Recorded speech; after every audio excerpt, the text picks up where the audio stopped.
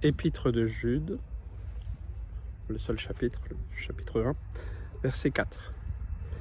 Car il s'est glissé parmi vous certains hommes dont la condamnation est écrite depuis longtemps, des impies, qui changent la grâce de notre Dieu en dissolution et qui renient notre seul Maître et Seigneur Jésus-Christ.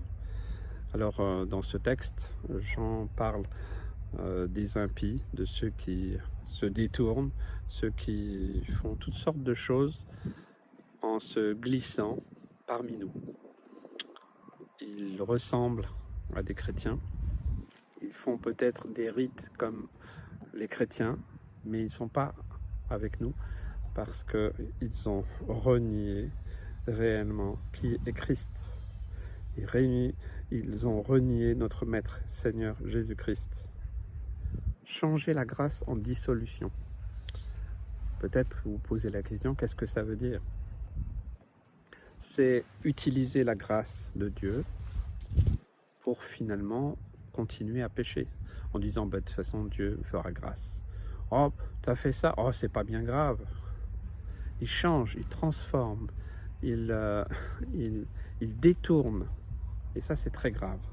C'est très grave. Si dans le milieu où vous allez, dans l'assemblée locale ou groupe où vous allez, vous savez, des personnes comme ça qui, alors que vous leur posez des questions peut-être spirituelles, et qui vont toujours vous parler de la grâce. Moi, je parle toujours de la grâce parce que je sais la valeur de la grâce, mais la grâce ne doit pas être un prétexte à faire n'importe quoi, à dire n'importe quoi. Et ça, c'est vraiment important. Donc, si vous avez quelqu'un qui, après, peut-être que vous ayez exposé une chose ou l'autre, spirituelle ou personnelle, dit « Oh, ben, c'est pas bien grave, Dieu te fera grâce ».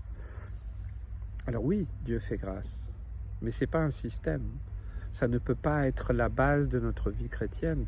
Nous restons attachés à la parole de Dieu, nous restons attachés à l'action de l'Esprit de Dieu dans nos vies, dans nos cœurs, pour nous changer, nous transformer.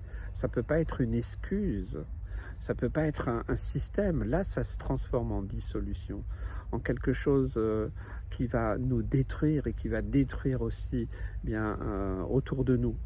Ça va faire des dégâts, hein, des dégâts énormes. Et plus loin dans les versets suivants, il dit qu'il a réservé pour le jugement du grand jour aussi, eh bien, toutes sortes de jugements pour ceux justement qui changent, qui transforment, qui déforment, qui conduisent à une dissolution de ce que Jésus est venu accomplir à la croix.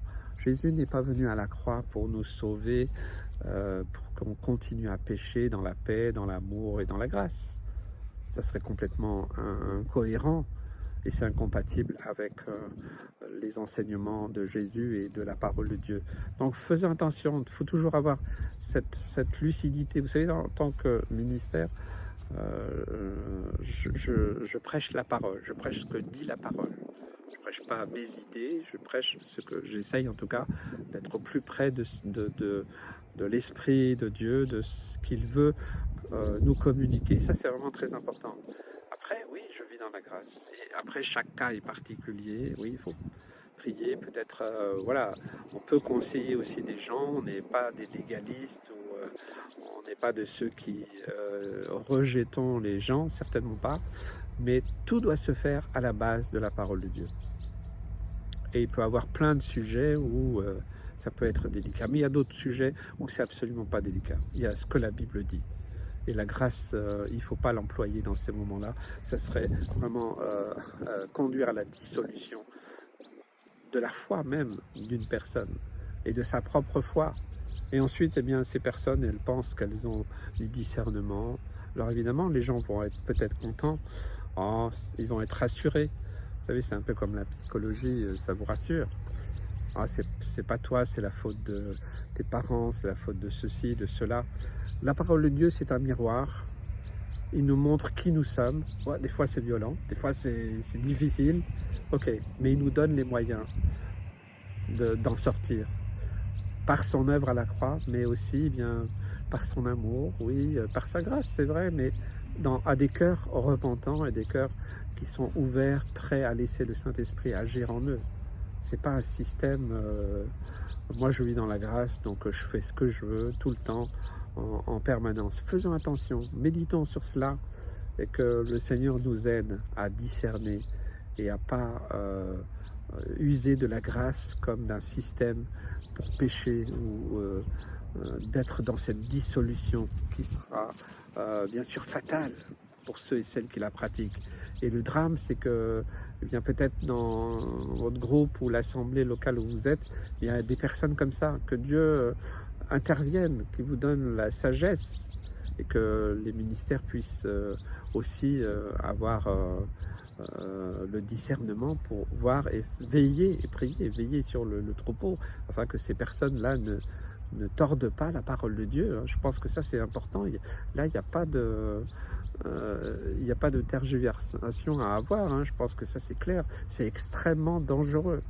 Mais moi je vis vraiment dans la grâce, parce que j'ai rien mérité, parce que je ne suis rien, je ne peux rien, je mérite rien. Et j'essaye de rester dans cette humilité, dans cette simplicité, mais je ne laisse pas ma chair me faire croire que la grâce me permettrait de pécher sans arrêt, sans arrêt, sans arrêt. Oui, à partir du moment où on se repent, Dieu nous pardonne, c'est vrai, mais ne prêchons pas ça, n'enseignons pas ça, ne conseillons pas ça aux autres, parce que c'est extrêmement dangereux. Que Dieu vous bénisse.